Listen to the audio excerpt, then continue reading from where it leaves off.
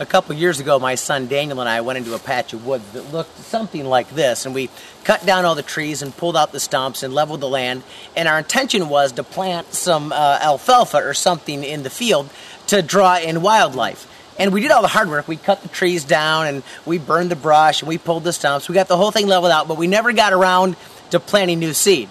And you can see, in this case, there's a few little shrubs on the ground, but really very few weeds, so to speak, but mostly just trees.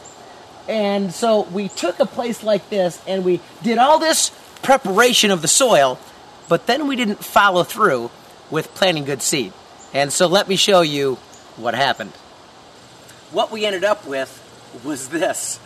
If we'd have just left things alone, we'd have been better off than this, a field full of thistles. Now, if I was trying to plant thistles, I'd be pretty proud. Look at this 6'2" thistle plant over here, pretty impressive. And all the thistles coming into bloom, about ready to bear, baby thistles. The reality is if you prepare the horticulturally soil, pull the weeds, break up the ground so that it can take seed, but you just leave it lie dormant, you don't plant it, you frequently will end up with a worse situation than you had at first.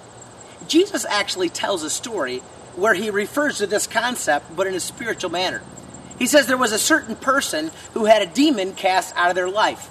There was a certain person who had something in their life that was killing them, and they were able to get rid of it. But once that demon left, the person didn't fill their life with anything good. They didn't put good seed back in. And in Jesus' talk, he said, so the demon went out and wandered the neighborhood, wandered the area, and found some of his buddies and hooked up with them. And then he came back because he was looking for a place to stay.